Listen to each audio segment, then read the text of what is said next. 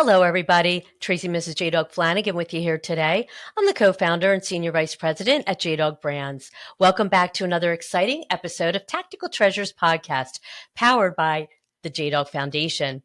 Our podcast gives veterans, mil spouses, active military members, military family members, and patriotic military supporters a voice in the veteran space to speak about their service, how they're affecting their communities post-service, and they share with me a tactical treasure that has helped them in their journey in their military career, business, or life. Today, I'm so excited to have with me Hank Gillen, who is an Army veteran where he served as a unit commander, directing all personnel training and readiness activities. He speaks German and Russian and is a graduate of the U.S. Military Academy at West Point and holds a Master of Arts degree in Slavic Studios Studies from Cornell University and a Master of Business Administration degree from Long Island University. Following his military service, he co-founded ATI International Inc., a business development firm. Hank spent 10 years in project management with frequent travel to the oil fields of Siberia. During this time, he also served as an adjunct instructor of business. As of 2017, Hank is now the director of the Office of Veteran Services at St. Joseph's University in Philadelphia, Pennsylvania, and leads the Entrepreneurship Boot Camp for Veterans, or EBV, program, which is designed specifically to provide the tools, education, and mentorship necessary for post 9/11 veterans to start or grow their own business.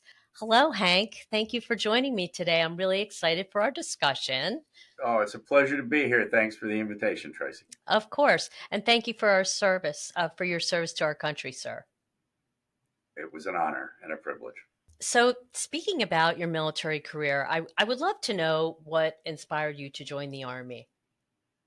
Well, my service was Cold War era, so I was I had a draft card, but they didn't do a lottery for our year, so it was on the tail end of the Vietnam era.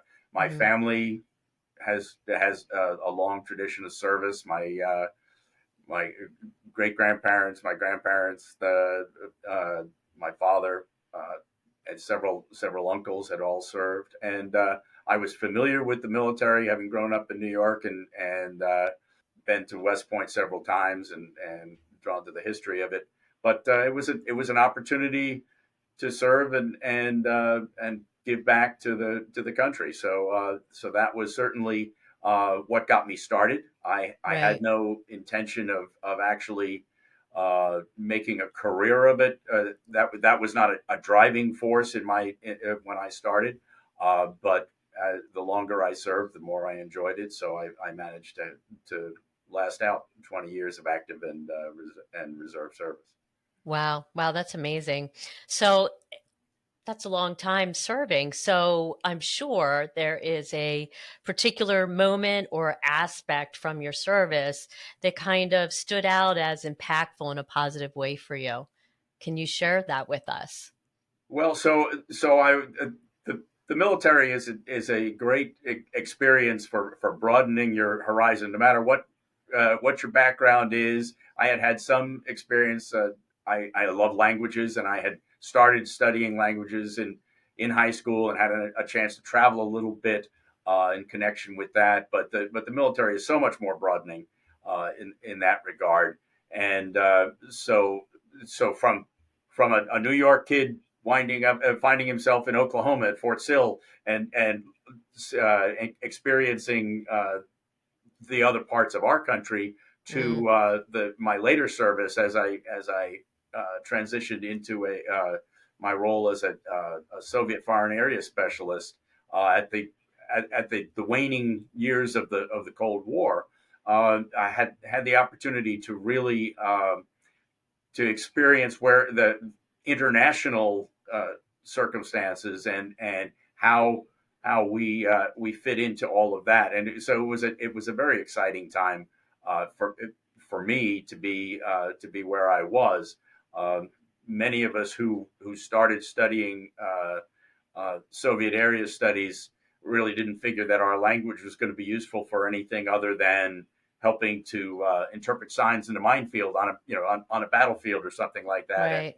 and Right. for the world to have evolved as it was doing in the 1980s, and culminating in the fall of the Berlin Wall and the collapse of the Soviet Union, was a very dramatic thing that I feel privileged to have been have a close seat to observe. Wow. Wow, that's awesome. Your language, knowing German and Russian, and I'm sure that came in to be valuable during your service. Well, it was an interesting time. Certainly, I served in Germany. My first assignment was in Germany, and that was Europe was different then. It was Hmm. the Warsaw Pact was still intact. The Iron Curtain was a real thing, and there were places we couldn't travel in Europe, and places we could. Uh, so I had a chance to experience the German culture as a someone familiar with the language, and then of course the Russian really came into its own. I had the opportunity to go back and teach cadets where I had picked up Russian back at West Point. And one of the real highlights of that was an exchange between a Soviet military academy and West Point, where we hosted Russian corsanti at West Point, and brought them to New York, and gave them a little taste of U.S. life. And then I led a delegation to Moscow, and we did likewise in the Soviet Union, which it was. I was a Cold War era service member. I did not Wow. deploy, other Hmm. than if you consider it my trip to the Soviet Union to Moscow. Right. It Yeah. was a very different time. Yeah. Wow, that's amazing. Um, After you finished service after 20 years, you just sort of made your way into the AIT. How did you go about founding that company? What Well, was your transition like?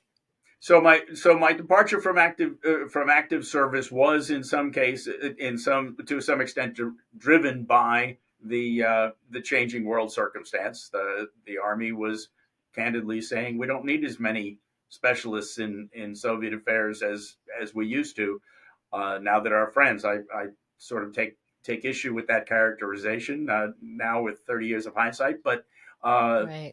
at the same time, that was where things were.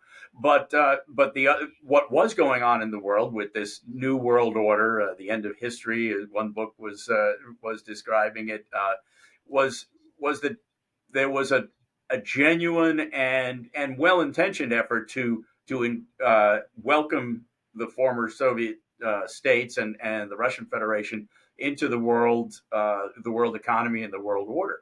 So there were lots of opportunities to assist in that process, and the oil field rehabilitation was one of them. So several other uh, Army veterans who were regional specialists in Eastern Europe and the former Soviet Union, and I got together and said, well, we would like to help. That's we were on the front lines, and trying to prevent the war. So now we'd like to facilitate the peace.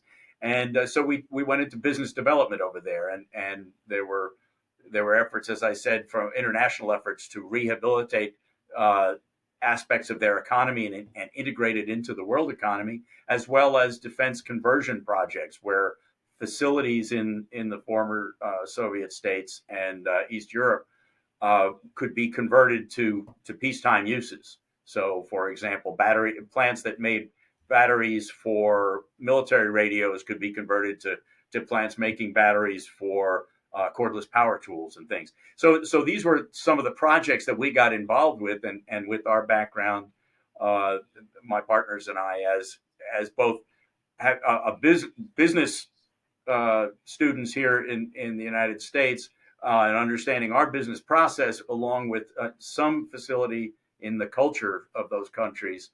We had a great opportunity to stand up this entrepreneurial business, which was a great opportunity in itself, and came to play a role. And when I came here to St. Joseph's and with the program that I work with now, helping Yeah. other veterans to get involved in entrepreneurship.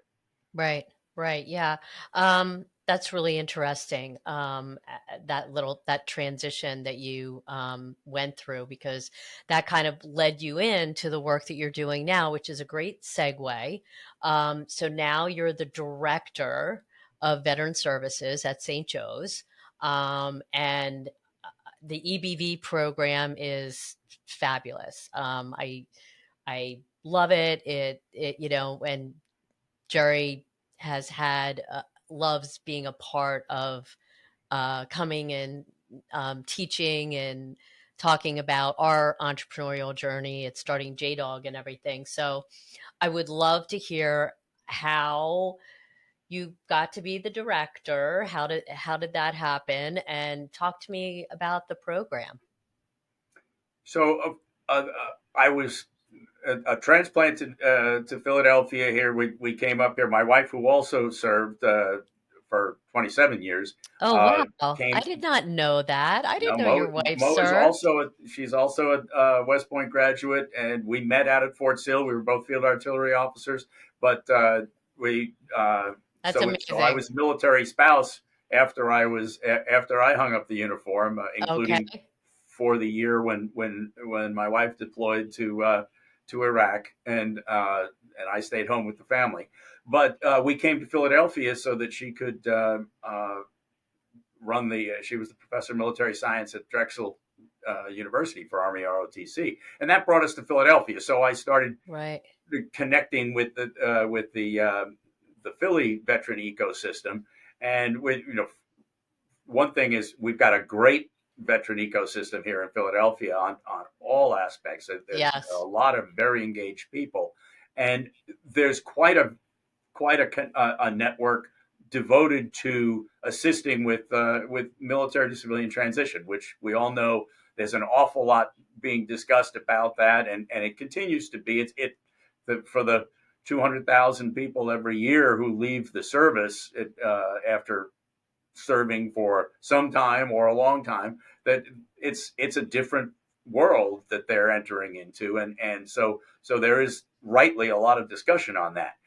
Part of the network here in Philadelphia that addresses that gives people an opportunity to talk about their experience and their and opportunities that are available for those people who are doing that. So I was not working right as soon as we got to Philadelphia, and but I was connected with the veteran community, and the founder of the Veteran Services Program here at St. Joe's, the office as it exists, is an Air Force veteran and a St. Joe's alum, Ralph Right. Galati, Yes.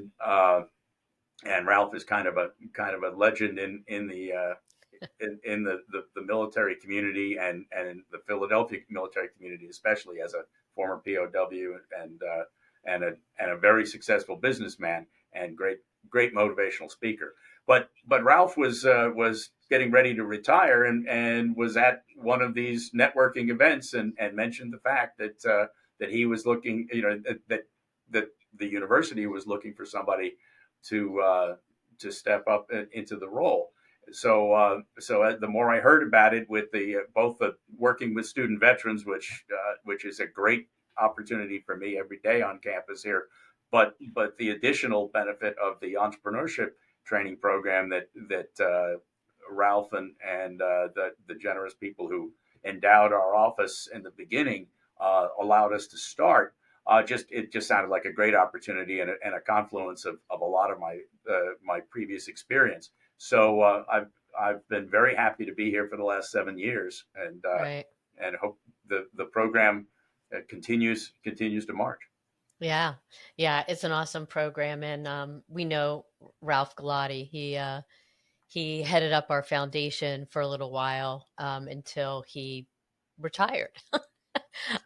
So yeah, he's a Great yeah, American. great Yes. American. Yeah. And yeah, and his story is absolutely amazing and very inspiring. Just talk to me a little bit about the program itself. I imagine you're so it there's an application process, correct? Correct.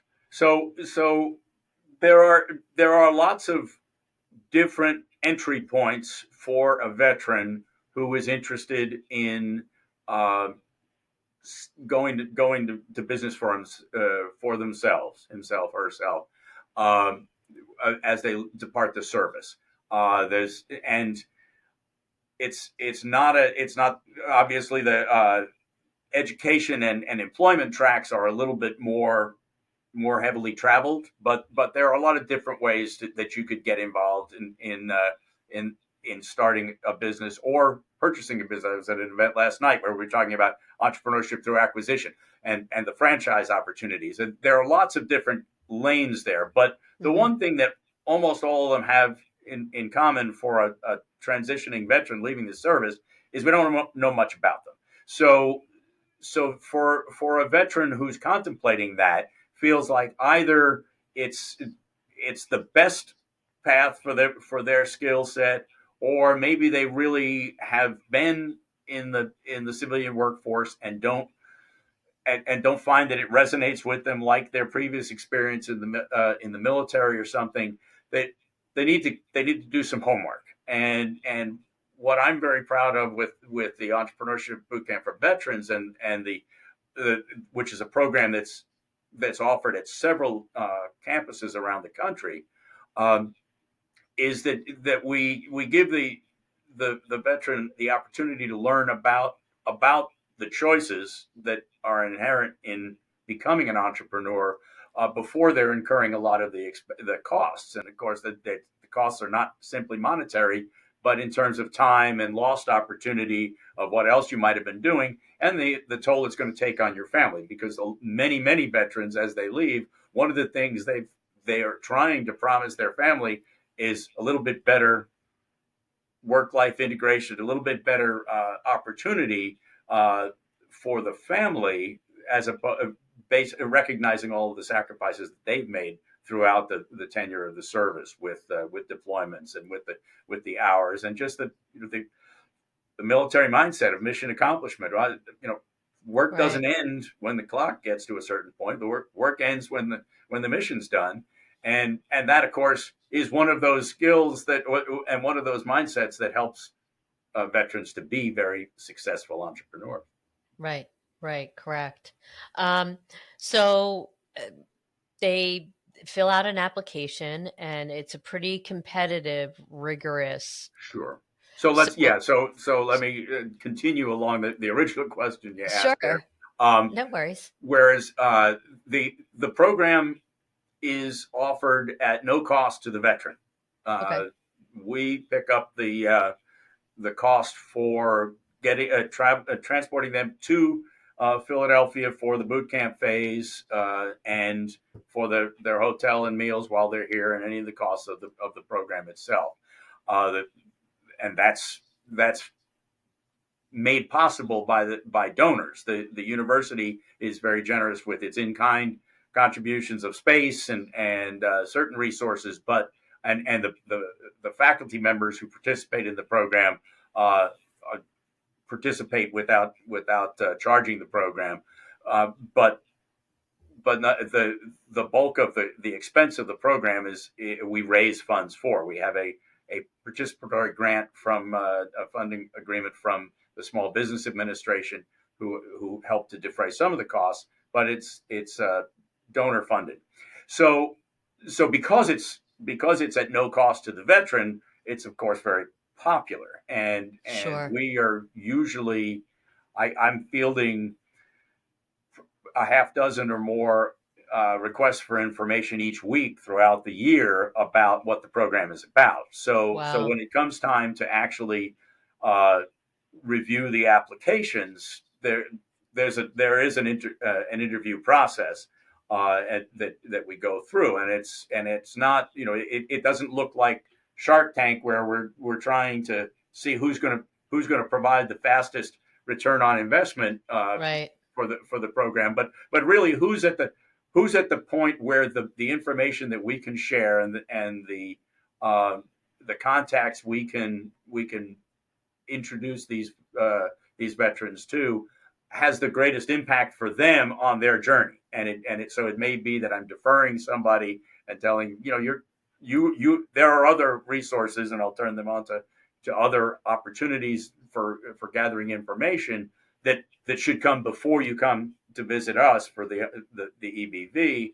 Or in some cases, you're almost past us, and so let me suggest that you go in this direction because you've already learned some of the lessons that we're talking about, and you've got a whole new set of challenges. So Right. so we try to match the applicant with the experience so that they get the ideal mix of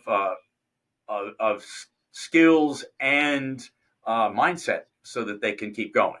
Because Right. entrepreneurship is an art and a science. There's Yeah. definitely hard skills that have to be acquired or procured for any entrepreneur to be successful. But the mindset is one of the major things because it's difficult, and it's difficult in different ways, and it doesn't get easier. It just changes in how it's difficult. I think you probably agree.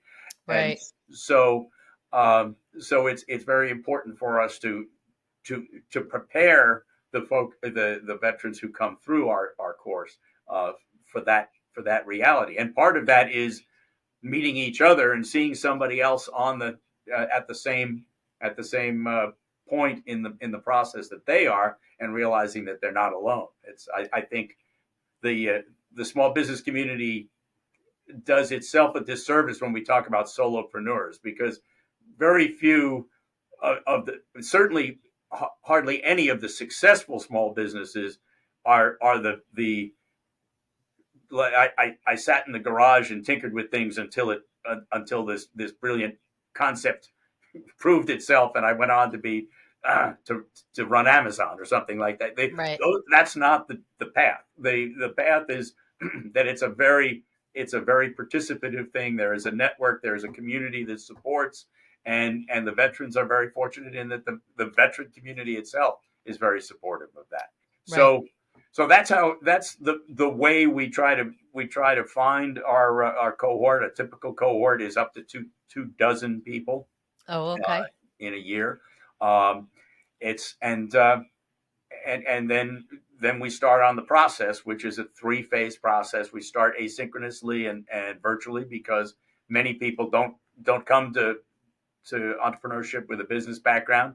And even if you did, many of the folks who go through the program have got MBAs, and we all joke around that I have one as well. And that's not the skill set that I Right. put to work Yeah. as an Yes. entrepreneur. There's True. there's a Yeah. lot of helpful information, in terms of how businesses work at things, but the nitty gritty day to day that makes a small business successful is not available through an MBA program. Yes, correct. I would agree wholeheartedly. um, so, and this cohort is twice a year. The cohort started with, we've run, this will be our 14th our 14th cohort that we're running in our 10th year. So we're very excited to have made it 10 years through of veteran entrepreneurship. Yeah. Um, we started with two, and the currently I've got the resources to run it once a year. Okay. So Okay. we run it in the late winter. It'll be February and March this year. March being the boot camp on campus. As I mentioned, there are several other places where a EBV is offered, and each of the universities puts its own stamp on it, of course. But the process is similar. So if somebody is not, the timing doesn't work for them here, or I'm not able to offer them a seat, then there are other opportunities that we can suggest for them. Oh, okay, great. That's good to know. And you're currently accepting applications right now for the Absolutely, winter cohort. Okay, awesome. absolutely. The link is on our website, sju.edu/ebv. That there's a description of the program there. You can ask for more information, which which I'll share some of the highlights, but there is also a link to the application, and the applications are accepted at any time throughout the year. But I'll be reviewing them after the holidays. So as So you're get listening them to in. as you're listening to this program, if you're catching it as it first airs, now's the time to get it in there, because we will have the interviews and select the cohort so that we can get started in the very beginning of Hello, February. viewers and listeners. The Tactical Treasures podcast is honored to be a part of the Reese Across America radio family. We are proud to share that our JDog Foundation is a Reese Across America sponsorship group. For each $17 Veterans Reese you sponsor, $5 goes directly back to the JDog Foundation, whose mission is to prevent veteran suicide and heal veterans' mental health and PTSD. You can donate right now at reaseacrossamerica.org/JDog. Thank you so much for supporting the JDog Foundation through Reese Across America Radio. Now back to the podcast. Awesome. Great information. Thanks so much for sharing all of this information about the program. Yeah, I would just like to give a shout out, veterans. I've been familiar with this program for many years now. I think even before 2017, we worked with Ralph Absolutely. Bellotti, and I can tell you it is an awesome program. So if you're interested in getting the tools that you need to start your own business, the EBV program, I can say, is the place to go. Well, yeah, can I just interject that Jerry has been, you all have been part of the program since the onset. I love to bring Jerry in as our launching keynote in the beginning of the program, because he does such a great job. A lot of what the veterans are exposed to during the program is we not only the skills and people talking about how do you interact with the bank, what is your social media marketing strategy or something, but veterans themselves who are in business, who come in and talk about the ups and downs. And Jerry, he doesn't sugarcoat it. He's more than happy to say where I failed.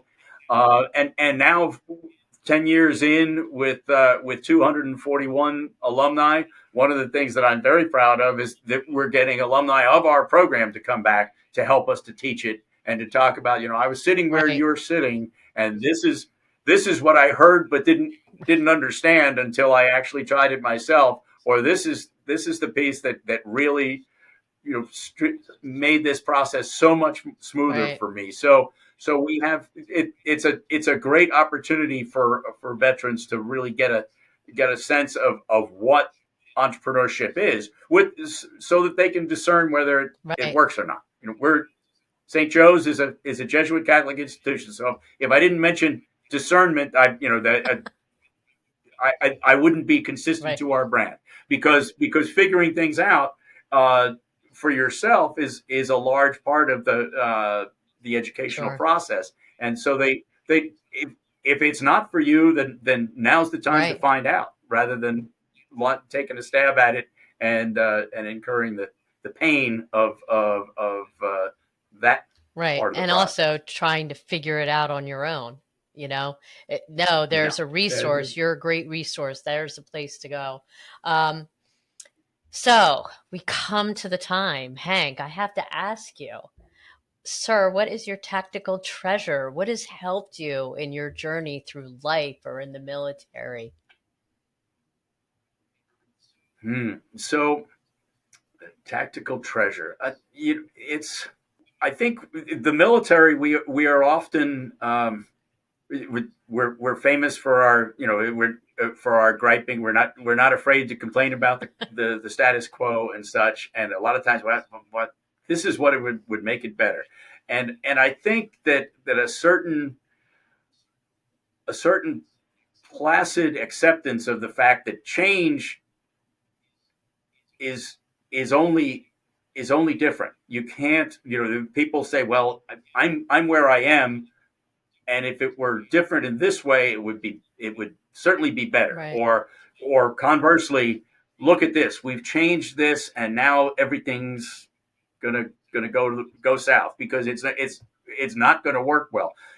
We don't know that until events play out. So that it's sort of an acceptance of the fact that change is merely different, and what you need to engage it, embrace it, just like you do every day, to find out where you to see find out how it plays out, is really is important. It's certainly, um, the military. We're famous for planning, and yet we all immediately jump on the fact that no plan survives first contact with the enemy. So you don't you plan and you prepare for the future, but you can't invest your your happiness in the plan turning out the way you Right. think it will. And that's a It life is. lesson. It really is. Things that the turns that we've all experienced to get where we are nowhere as close to the path that we were drawing out for ourselves along the way. I'm virtually certain of that for in everybody's case, at least Yeah. at one point. So that's my and the military certainly helped me to find that, and everything since my experience has taught me that it's you need to let things unfold the way they will, and you control how you respond to that, and that's how you stay happy, but also you wring success from the set of circumstances that you have, rather than insisting that something needs to turn out the way it no Right. longer can. I love that. That's a great tactical treasure. I think it's all about learning how to pivot in life, right? You have to learn how to pivot because, you know, as you said, we can plan, we can have okay, this is the way I'm going to go about XYZ. And a lot of times it just doesn't turn out the way you thought.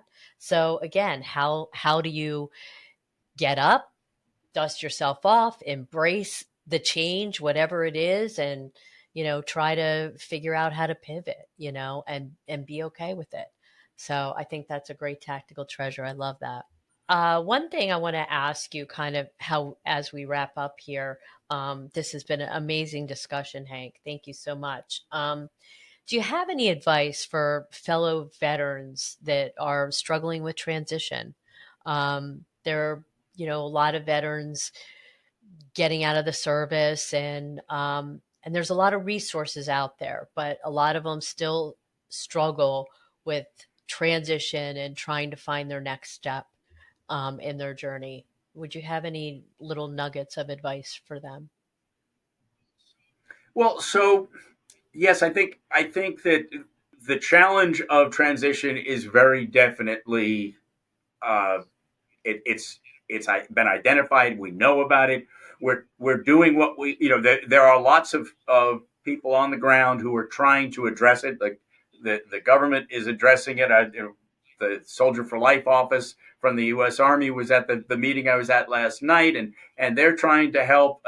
But it's for each of the 200,000 service people who are leaving service each year, their particular set of circumstances are different. Some of them are going home to a familiar place. Some of them are going to a new location, someplace that's more familiar to their family, or because of the opportunities they perceive. And then, what are those opportunities? Are you pursuing education? Are you pursuing employment? Are you pursuing entrepreneurship? Are you what is it that you want to do? There are programs to address almost every one of those tracks, but depending on where you're going, depending on who you're talking to as you go along, you may not be able to lay your hands on the one that's either appropriate for your path or the right one for you, because there are usually multiple paths. But the one thing that is consistent is that even though we don't make up a large part of society as a volunteer force turned veterans, there are a lot of veterans around, and wherever you're going, there will be some. So maybe rather than reaching out, just okay, I need to connect with the people with the answer to this question. Do the reaching out first, and connect with the veteran community in your area, whether it's through a Legion post or a VFW post or Mhm. a Greater Philadelphia Veterans Network or any of the various any of the service opportunities, the Action Tank and Team Red, White, and Blue and Team Rubicon and all of the different folks. The USO can help to connect veterans. Every There's always a network of veterans just looking to be together and find something to do together. And if you start there, then the answers to the questions you're looking for come through the filter of veterans who are a couple of months to a couple of years to a couple of decades ahead of you in the transition. So regaining that connectivity is important because that's the piece that we miss the most when we leave the service. That immediate sense of a common bond shared by a shared Yeah. experience Hmm. and a crucible. So I think that yes, there are lots of answers to questions out there, but don't spend all the time focused on the the questions. Focus on the network that you can tap, you can fall right in on, and let Right. it play out. I think that's great advice because, networking, I think, is key to everything. Whether you're, you own your own business and you join your chamber, you join your BNI, like you said, there's tons of nonprofit organizations just for veterans that exist. There's a ton of them, and there's certainly VFWs and American Legions that are in your area. And you're right, connecting with those groups first. You know, typically something will come of it. Those, like you say, those answers to questions will naturally, I think, be answered. And that that's great advice, and I completely agree. Networking is key to everything because you It don't is, know and who you don't know, right? that's right. And veterans are better at it than they think. We tend to downplay how that well we never did a net. Yes, we did. The whole service was a network, and the, it's just that it looks differently out here when we take the uniform off and we don't have the name of the owner and the owner of the owner and on your fatigue blouse or whatever. It's different, but it's still there, and we understand how to network if we just give it a Right, fair shake. right. Yep, of course. So Yeah. So, before you go, this has been amazing. Thank you so much for sharing all that you did today and coming on. I really appreciate it, Hank. Um, how can people find and connect with you? And could you just give a shout out to where they can find more information on the EBV program at St. Joe's? sure. So the uh, I'm on LinkedIn, Hank Gillen. Just you can look find me there and connect. Happy to connect with people and start a conversation. The the Veteran Services Office at St. Joseph's University, you can get there through the homepage of sju.edu. We're here in Philadelphia and Lancaster, Pennsylvania. Now we have three campuses, uh, and if you search veterans on the website, that'll get you there specifically about the EBV. If you go sju.edu// EBV, that'll bring you right to the small business and entrepreneurship page, and you'll see the links to getting more information about the program, and then you could join with us. I have a Facebook page for the office, and we try to promote opportunities for uh, student veterans, but also veterans in general and veterans in small business. So it just reach out and become part of our network, and we'll try to keep you apprised of what's going on here in the Philly That's area. great. That's great. Okay. Thank you so much for that information. And thank you for your time today, Hank. This has been an amazing conversation. And so nice to connect with you again. And this has been awesome. Thank you. Always a pleasure, Tracy. Hopefully, I'll be seeing you and Jerry in the late winter there when we Yeah. bring the cadre back, the cohort back in. And thank you for having me on. It was a great opportunity that I really Of course. appreciate. Of course. Thank you, sir. Bye bye now. Hello, viewers and listeners. Thank you so much for tuning into this episode of Tactical Treasures Podcast. We've just finished an amazing conversation with Hank Gillen, who is an Army veteran where he served as a unit commander and is now the director of the Office of Veteran Services at St. Joseph's University in Philadelphia, Pennsylvania. And he leads the Entrepreneurship Boot Camp for Veterans, or EBV program, which is designed specifically to provide the tools, education, and mentorship necessary for post 9/11 veterans to start or grow their own business. They offer the latest training in business and entrepreneurship, utilizing the breadth of experience available through the renowned Hub School of Business, industry practitioners, and their affiliation with Syracuse University and their Institute for Veterans and Military Families. The program, designed in 3 phases, works to develop the necessary skills associated with launching or growing a new business venture. Phase 1 is 3 weeks. Veterans participate in a self-study curriculum with instructor-led feedback, which provides necessary grounding in business fundamentals and to gather information for a business plan. Phase 2 is a 7-day residency, exposing the veterans to a broad training curriculum, which includes classroom discussions, guest lectures from successful entrepreneurs, and opportunities for experiential learning. One-on-one work with trained mentors enables veterans to further develop and refine their business plan. It concludes with a venture pitch competition, which is used to assess all business plan submissions. Phase 3 is veterans receive ongoing mentorship and a suite of support services for 12 months after completing the on-campus Phase 2 residency. The next cohort will be in winter 2025, and they are currently accepting applications that can be made through the website, which is sju.edu/EBV, and that's Echo Bravo Victor. Applicants can be considered for EBV at any of the 7 campuses which offer the program throughout the year.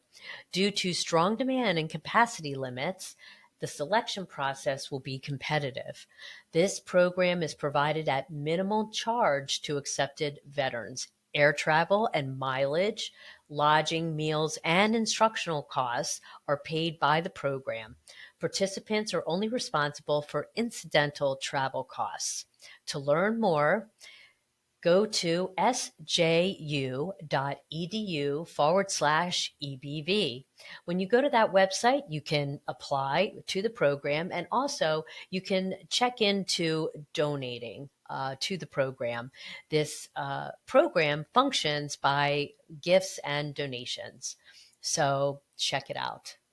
Thank you for tuning in. Don't forget, you can find Tactical Treasures podcasts on all your favorite podcast streaming platforms, as well as Vet TV, American Grit, and our dedicated YouTube channel. We are now airing on Reach Across America Radio on Thursdays at 7 p.m. Eastern. And if you missed that, please be sure to join us for the encore on Saturday at 1 p.m. Eastern. You can also find Reach Across America Radio on the iHeartRadio app, the Odyssey app, and the TuneIn app. Again, thanks for joining us. We'll see you again on another podcast real soon. Bye-bye now.